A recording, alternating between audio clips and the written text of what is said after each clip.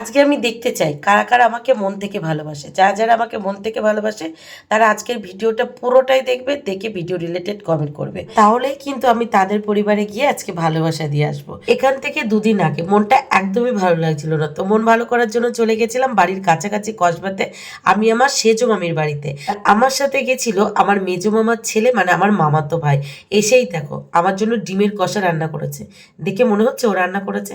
একদমই না, এটা আমার সেজো মামি রান্না করেছে। শুধুমাত্র আমরা গেছি বলে, আমরা খাবো বলে, আমাদের জন্য ভালোবেসে। তবে আমার এই ভাই কিন্তু দারুণ রান্না করে, যেদিন খাবো তোমাদেরকে অবশ্যই শেয়ার করব। তো দেখো আমরা হঠাৎ করেই মামির বাড়ি গেছিলাম, মামি আর রান্না করার সুযোগ পায়নি। মামি কি করেছে, বাড়িতে ডিমের কষা করেছে, চাটনি করেছে, আর স্যালাড কেটে নিয়েছে, পাঁপড় ভেজেছে, আর বাদ বাকি খাবারটা অর্ডার দিয়ে দিয়েছিল। তো দেখো একটা পাঁপড় নিয়ে আমি আমার ভাইকে দিচ্ছিলাম, বলছি কি আগেই পাঁপড় খাইয়ে দিচ্ছিস, তারপরে ওই খাবারগুলো কি করে খাবো। তোমরা শুধু দেখো, আমার থেকে 12 বছরের ছোট, দেখে মনে হচ্ছে এখন আমার দাদা হয়ে গেছে। আর তোমাদেরকে বলি, মামি যাতে তেমন কিছু আয়োজন করতে না পারে সেই জন্যই মামিকে তেমন ভাবে না বলেই আসা। তার মধ্যেও দেখো মামি আমাদের জন্য কত কিছু অ্যারেঞ্জ করেছে। চিকেন, ওটাকে কি চিকেন বলে, রেশমি বাটার চিকেন বা বাটার চিকেন, যাই হোক আমি জানি না ঠিকঠাক নাম, ভুল বলার দরকার নেই। তারপরে আছে কাশ্মীরি পোলাও বা ওই টাইপের কিছু, তারপর চাটনি, পাঁপড়, স্যালাড আর ডিমের কষাটা মামি ওই তাড়াতাড়ি করে করেছে, মানে যখনই বলেছি তখনই। তোমরা কি একটা জিনিস লক্ষ্য করেছো আমার ভাই কিভাবে খাবারটা খেতে বসেছে? পুরো সোফার ওপরে, পায়ের ওপরে পা তুলে বাবু হয়ে বসে খাবারটা খাচ্ছে। আর হ্যাঁ, আমি কিন্তু একা আসিনি, আমার সাথে আমার 2 মেয়েও এসেছে। এবার খাবারটা খাওয়ার পালা, চলো টেস্ট করে দেখি কেমন টেস্ট খেতে। কাশ্মীরি পোলাও বা বাসন্তী পোলাও যাই হোক, এই পোলাওটা আমি এর আগে খেয়েছি, সেই দিনও দারুণ খেতে ছিল, আজকেও দারুণ লাগছিল। কিন্তু কথা হচ্ছে চিকেনটা না আমার একদমই ভালো লাগছিল না। এই সেম চিকেনের রেসিপিটা কিন্তু এই সেম রেস্টুরেন্ট থেকে মামি এর আগে আমাকে 2বার বা 3বার খাইয়েছে। বিশ্বাস করো সে কদিনই কিন্তু খুব ভালো লেগেছে। আজকে আমি চিকেনটা জাস্ট খেতে পাচ্ছিলাম না, জাস্ট খেতে পাচ্ছিলাম না, কেন জানি না।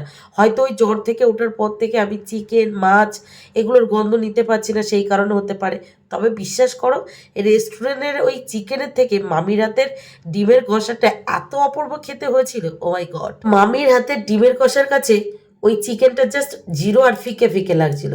তবে হ্যাঁ, এই কাশ্মীরি পোলাওয়ের ভিতরে যে পনিরের টুকরোগুলো ছিল এটা সম্পূর্ণই কাঁচা, মানে ওই কেটে টুকরো টুকরো করেই মনে পোলাওয়ের ভিতরে দিয়ে দিয়েছে।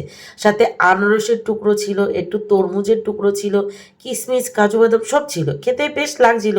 পোলাওটা অতটাও খারাপ লাগছিল না। দেখো পনিরটা পুরোই কাঁচা, তবে বিনসগুলো একটু বড় বড় টুকরো করা ছিল। আমার মামি কিন্তু এই রেস্টুরেন্ট থেকে প্রায় দিন খায়, তো মামিও বলছিল অন্যান্য দিনের থেকে আজকে খাবারের কোয়ালিটি একটু হলেও নাকি ডাউন।